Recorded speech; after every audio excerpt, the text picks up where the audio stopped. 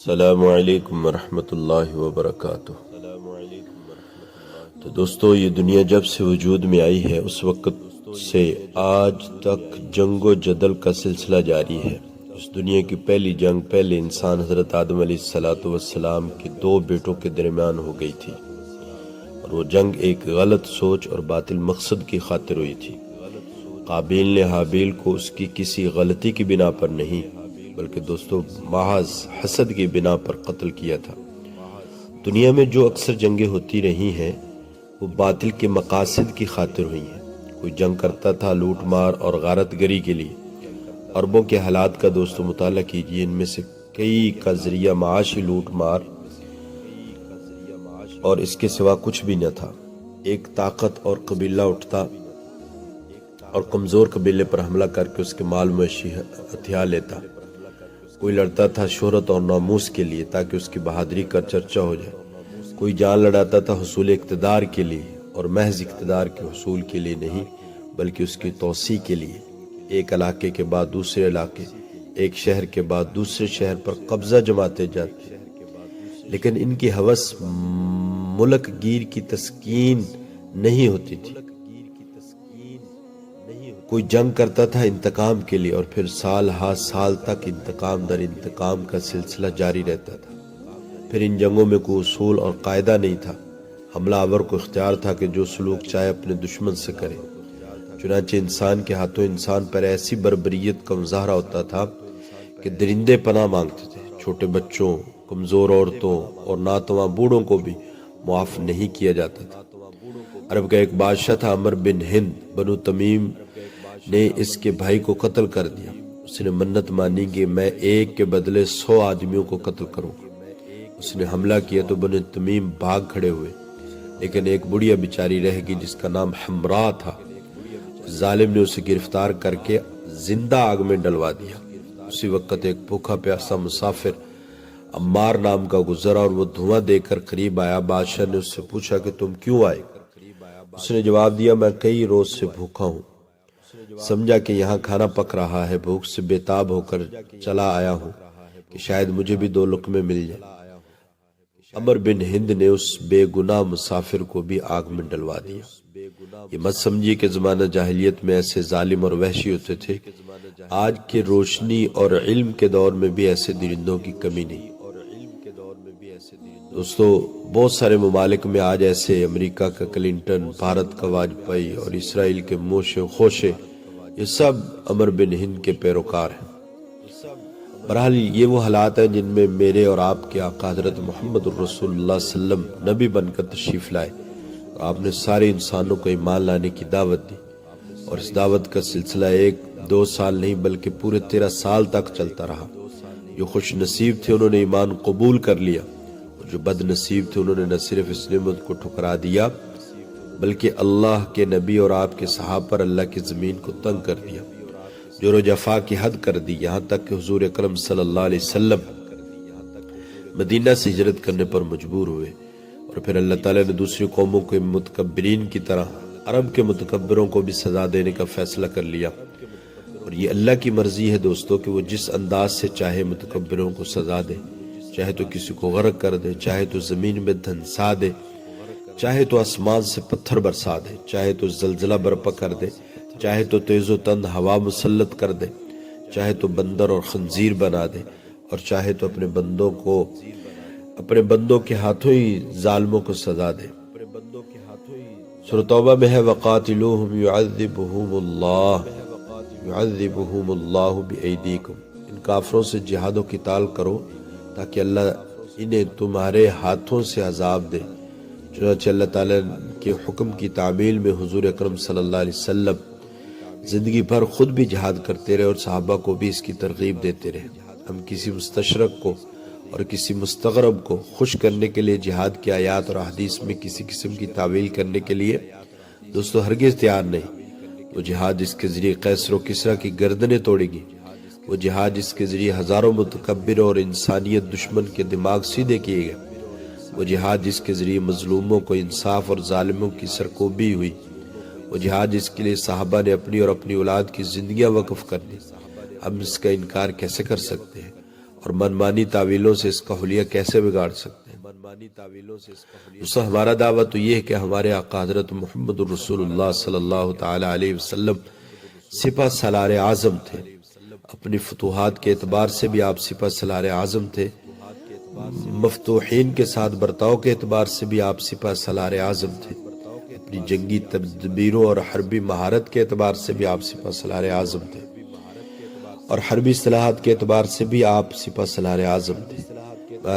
میں عرض کر چکا ہوں کہ بے شک جنگ اور قتل و قتال فی نفسی کوئی اچھی چیز نہیں، کیونکہ اس سے گھر اجڑتے ہیں، بچے یتیم ہوتے ہیں، سہاگنیں بیوہ ہوتی ہیں، والدین اپنی جگر گوشوں سے محروم ہوتے ہیں، تجارت اور معیشت تباہ ہوتی ہے۔ لیکن اس کے باوجود جب اس سے انسان دنیا میں آیا ہے، جنگ کا سلسلہ جاری ہے۔ ہر دور میں دنیا کی کسی نہ کسی خطے میں کسی نہ کسی انداز میں جنگ رہی ہے اور آج بھی جاری ہے، لیکن قربان جائیے اس عظیم انسان کی بصیرت پر، ذہانت پر، انسانیت دوستی پر، جس نے جنگ جیسے وحشیانہ کھیل کو قواعد و ضوابط کا پابند بنا کر ایک مہذب عمل بنا دیا۔ تو حضور اکرم صلی اللہ علیہ وسلم جب کسی لشکر کو بھیجتے تو اسے نصیحت فرماتے، اللہ کا نام لے کر جاؤ اور اللہ کی راہ میں ان لوگوں سے لڑو جو اللہ سے کفر کرتے ہیں، مگر یاد رکھو جنگ میں کسی سے بد عہدی نہ کرنا، کسی بچے کو، کسی بوڑھے کو اور کسی عورت کو قتل نہ کرنا۔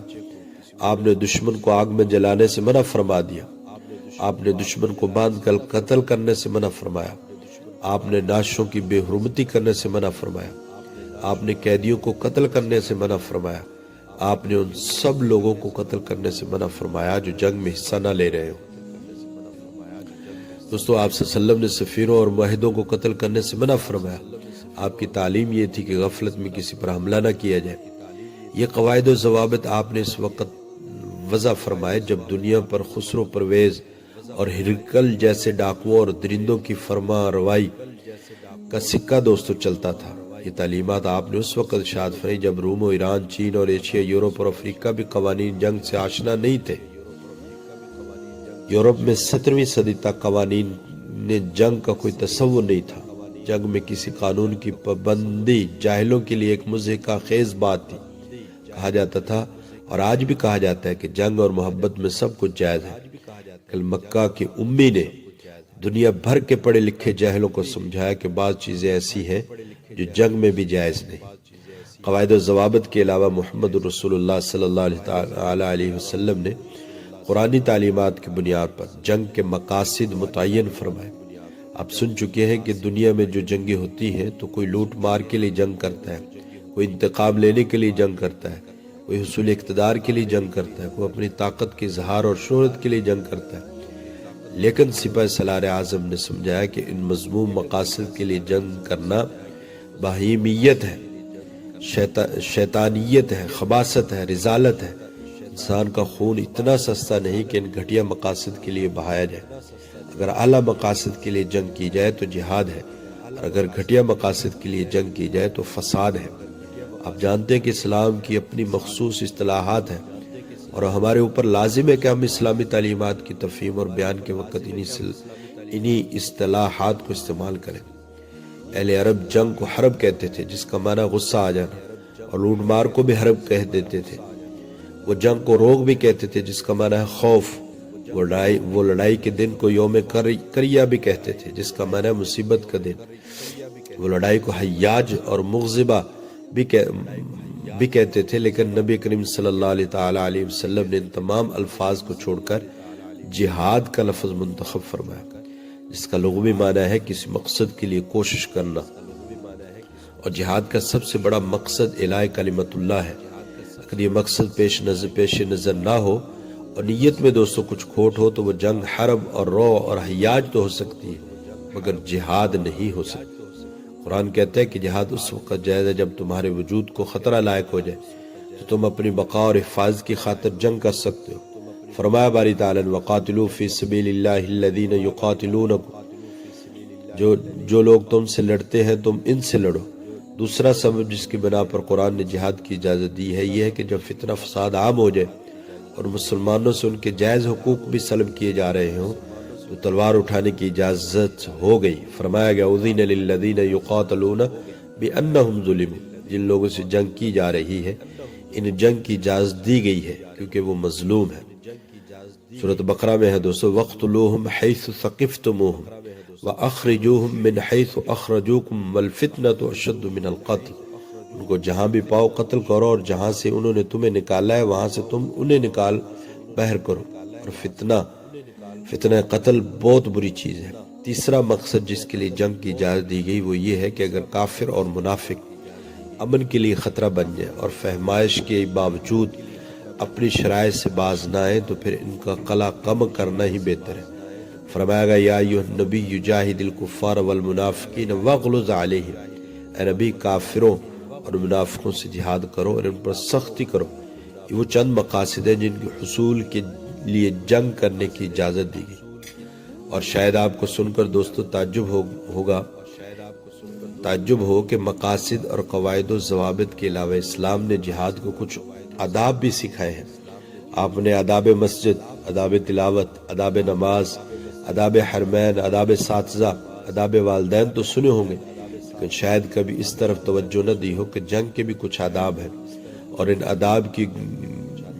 آداب کی میں گہرائی میں نہیں جانا چاہتا، صرف ایک آیت کریمہ آپ کو سنانا چاہتا ہوں، اس سے آپ ان آداب کا اندازہ لگا سکتے ہیں۔ سورۃ انفال میں ہے یا ایھا الذین آمنوا اذا لقیتم فئۃ فاثبتوا واذکروا اللہ کثیرا لعلکم تفلحون واطیعوا اللہ ورسولہ ولا تنازعوا فتفشلوا وتذهب ريحكم واصبروا ان اللہ مع الصابرین ولا تكونوا كالذین خرجوا من دیارهم بطرا ورئاء الناس ويصدون عن سبیل اللہ واللہ بما یعملون محیط۔ اے ایمان والو، جب بھیڑو کسی فوج سے لڑو کسی فوج سے تو ثابت قدم رہو اور اللہ کی بات یاد کرو تاکہ تم مراد پاؤ، اور حکم مانو اللہ کا اور اس کے رسول کا، اور آپس میں نہ جھگڑو، بس نامراد ہو جاؤ گے اور جاتی رہے گی تمہاری ہوا، اور صبر کرو، بے شک اللہ تعالیٰ صبر والوں کے ساتھ ہے۔ اور نہ ہو جاؤ ان جیسے جو کہ نکلے اپنے گھروں سے اتراتے ہوئے اور لوگوں کو دکھانے کو، اور روکتے تھے اللہ کی راہ سے، اور اللہ کے قابو میں ہے جو کچھ وہ کرتے ہیں۔ اس آیت کریمہ سے جو آداب جہاد سمجھ میں آئے وہ یہ ہیں کہ ثابت قدم رہو، کثرت سے اللہ کا ذکر کرو، ہر کام میں اللہ اور اس کے رسول کی اطاعت کرو، آپس میں جھگڑا نہ کرو، صبر کرو، اپنی قوت اور کثرت پر گھمنڈ مت کرو، دکھاوا نمائش مقصد نہ ہو۔ دوستو میدان جہاد نہ ہوا، خانقاہ ہو گئی، اللہ کا ذکر ہے، دعائیں ہیں، اطاعت ہے، محبت ہے، اثار ہے، صبر ہے، تواضع ہے، اخلاق ہے، یہ سب چیزیں تو درسگاہ اور خانقاہ میں سکھائی جاتی ہیں، اور یہ کوئی مبالغہ نہیں بلکہ حقیقت ہے کہ اہل ایمان جب میدان جنگ میں جاتے تھے تو یہ میدان ان کے لیے درسگاہ بھی ثابت ہوتا تھا اور خانقاہ بھی ثابت ہوتا تھا۔ ذکر دعا کی صداؤں سے فضا منور ہو جاتی تھی اور خود بھوکا پیاسا رہ کر دوسروں کو سیر کرنے کی کوشش کی جاتی تھی۔ ساری تہذیبوں اور قوتوں کے حالات پڑے، ساری تہذیبوں دوستوں اور قوموں کے حالات آپ ان کا اندازہ لگائیں۔ میدان جنگ میں کیا ہوتا تھا؟ بڑے بڑے مہذب اور نیک شہرت رکھنے والے سپہ سالار اپنے سپاہیوں کی حرکتوں سے میدان جنگ میں چشم پوشی کر لیتے۔ وہ جانتے تھے کہ زیادہ روک ٹوک کرنے سے یہ لوگ ناراض ہو جائیں گے اور ہمارے ساتھ چھوڑ دیں گے، چنانچہ شرابیں پی جاتی تھی، عزتیں برپا کی جاتی تھی، راستے میں پڑنے والے بستیوں میں لوٹ مار کی جاتی تھی۔ لیکن میں آپ کو چیلنج دیتا ہوں، بدر سے لے کر تبوک تک ایک ایک غزوہ کا گہری نظر سے مطالعہ کیجیے اور بتائیے کہ ان غزوات میں سے کسی ایک مجاہد نے بھی شراب پی ہو، کوئی ایک ناموس بھی برباد ہوئی ہو، بلکہ آپ کو نقشہ یہ نظر آئے گا کہ ایک مجاہد یہاں سجدے میں پڑا رو رہا ہے تو دوسرا وہاں ہاتھ اٹھائے التجائیں کر رہا ہے، تیسرا ادھر ذکر کر رہا ہے، دعاؤں میں مصروف ہے، چوتھا ادھر تسبیح استغفار کا عمل پورا کر رہا ہے۔ میدان جنگ میں خون ہی نہیں گر رہا، اسلامی مجاہدوں کی آنکھوں سے آنسو بھی گر رہے۔ فرشتے حیران ہیں، یا رب یہ ہماری آنکھیں کیا دیکھ رہی ہیں؟ یہاں تو عزتیں لوٹنی تھیں، جام چڑھائے جانے تھے، کھوپڑیوں کے مینار بنائے جاتے تھے، زندہ انسان جلائے جاتے تھے، معصوم بچے تڑپائے جاتے تھے، ممتا سسکتی تھی، انسانیت شیطانیت کی گود میں مچلتی تھی۔ عزتوں کی حفاظت کرنے والے، یہ کمزوروں پر شفقت کرنے والے، یہ بیٹوں اور بیٹیوں کی عصمتوں کو لحاظ کرنے والے، یہ تلواروں کے سائے میں سجدہ کرنے والے، یہ تیروں کی بارش میں دعائیں کرنے والے، لوگ کہاں سے آ گئے؟ اللہ معاف کر دینا، ہم نے غلط سمجھا تھا کہ صرف ہم ہی تسبیح و تقدیس کرنے والے ہیں، ہمارا یہ دعویٰ صحیح نہیں تھا۔ وَنَحْنُ نُسَبِّحُ بِحَمْدِكَ وَنُقَدِّسُ لَكَ، اصل تسبیح و تقدیس کرنے والے تو یہ لوگ ہیں جو وہاں بھی تجھے نہیں بھولے جہاں ہر کوئی بھول جایا کرتا ہے۔ اقبال نے یوں ہی تو نہیں کہا تھا، آ گیا دوران جنگ اگر وقت نماز، سر مسجود ہو گئی قوم حجاز۔ مسجد کی پرامن فضا میں تو فاسق و فاجر شخص بھی دوستو سر مسجود ہو جایا کرتا ہے۔ کمال تو اس شخص کا ہے جو جنگ کے پرخطر میدان میں بھی رکوع سجود کو نہیں بھولتا۔ یقیناً اس کا گھوڑے کی پیٹھ پر بھی کیا ہوا سجدہ محراب میں کیے ہوئے ہزاروں سجدوں سے دوستو بہتر ہے۔ اس لیے تو کہا گیا ملا کی اذان اور ہے، مجاہد کی اذان اور۔ یہ بھی یاد رکھے کہ یہ میدان جنگ میں سجدہ کرنے والے، عزتوں کی حفاظت کرنے والے وہی ہیں جو کل غیروں کی نہیں اپنی سگی بیٹیوں کو زندہ درگور کر دیا کرتے تھے، وہی ہیں جن کا ذریعہ معاشی لوٹ مار تھا، وہی ہیں جنہیں گھٹی شراب پلائی جاتی تھی، گھٹی میں شراب پرائی جاتی تھی۔ یہ کس کی تربیت کا دوستو نتیجہ تھا کہ آج ان کے تقدس پر فرشتے رش کرنے لگے؟ میں بتاتا ہوں، یہ سپاہ سالار اعظم حضرت محمد الرسول اللہ صلی اللہ علیہ وسلم کی تربیت کا کرشمہ تھا، جس نے عرب کے بددعاؤں کو رش کے ملائکہ بنا دیا۔ اس عظیم انسان کی تربیت نے حیوانوں کو انسان اور وحشیوں کو مہذب شہری بنا دیا۔ وہ عظیم انسان اس بات کا مستحق نہیں کہ اسے سپاہ سالار اعظم کا لقب دیا جائے۔ ابو داؤد میں ایک انصاری سے روایت ہے کہ ہم لوگ ایک مہم پر گئے ہوئے تھے، تنگ دستی اور بھوک کی وجہ سے پریشانی میں مبتلا ہو گئے۔ سو راستے میں اتفاق سے بکریوں کا ایک ریوڑ نظر آیا تو لوگ بےتاب ہو کر اس پر ٹوٹ پڑے اور بکریاں لوٹ لیں۔ حضور اکرم صلی اللہ علیہ وسلم کو اس واقعہ کی خبر ہوئی تو آپ موقع پر تشریف لائے۔ اس وقت تک لوگ گوشت ہانڈیوں میں چڑھا چکے تھے۔ اللہ اکبر، عجیب مرحلہ سامنے تھا۔ بھوکے مجاہد، بکریاں کٹ چکی، گوشت پک رہا۔ حالات کا تقاضا یہ ہے کہ فی الوقت چشم پوشی کر لی جائے، لیکن وہ سپاہ سالار اعظم جو تربیت کے لیے آیا تھا اور جس کے لیے مسجد اور مارکا کارزار دونوں برابر تھے، وہ اگر خاموشی اختیار کر لیتا تو یہ ایک واقعہ مثال اور دلیل بن جاتا اور لوگ اسے مخالفین کے مال کی لوٹ مار کے لیے حجت بنا لیتے۔ اس لیے آپ نے اپنے سچے جانساروں کی ضرورت اور تنگ دستی کے باوجود ہانڈیاں الٹ دی اور گوشت خاک میں ملا دی اور فرمایا لوٹ کے گوشت اور مردار کے گوشت میں کوئی فرق نہیں ہے۔ یہ وہ تربیت تھی جس نے مجاہدین اسلام کو اعلیٰ اخلاقی صفات سے دوستوں متصف کر دیا تھا۔ آج جو لوگ صحابہ کی فتوحات سے بحث کرتے ہیں تو کوئی ان کی افرادی قوت پر نظر ڈالتا، کوئی ان کی نظم و ضبط کو دیکھتا ہے، کوئی ان کے اسلحے کی تفصیل بیان کرتا ہے، لیکن یہ بات اکثر مستشرقین بھول جاتے ہیں کہ صحابہ اکرام کا اصل ہتھیار اور نسخہ کامیابی وہ مثالی اخلاق تھے جو آج تک کسی فوج اور کسی لشکر کو میسر نہیں آ سکے۔ صحابہ اکرام کے پاس ذکر دعا کی چھتری تھی، ایمان و یقین کا لباس تھا، توکل اللہ کی ڈھال تھی، دیانت اور صداقت کی تلوار تھی، غیرت و حیا کی زرہ تھی، شجاعت و حمیت کے تیر تھے، اور یہ ہتھیار جس قوم کے پاس ہو اسے کوئی ایٹم بم اور کوئی ہائیڈروجن بم شکست نہیں دے سکتا۔ ایٹم بم اور غوری میزائل بنانے والے حکمرانوں، میں تمہیں ان جدید ہتھیاروں کی تیاری پر مبارکباد پیش کرتا ہوں، لیکن یاد رکھو جب تک تمہاری افواج کے پاس وہ اخلاقی اور ایمانی ہتھیار نہیں ہوں گے جو صحابہ کرام کے پاس تھے، اس وقت تک یہ اسلحہ تمہیں کچھ بھی فائدہ نہیں دے سکتا۔ تو دوستو اللہ تعالیٰ سے دعا ہے کہ اللہ تعالیٰ ہمیں ان ساری باتوں پر عمل کرنے کی توفیق عطا فرمائے۔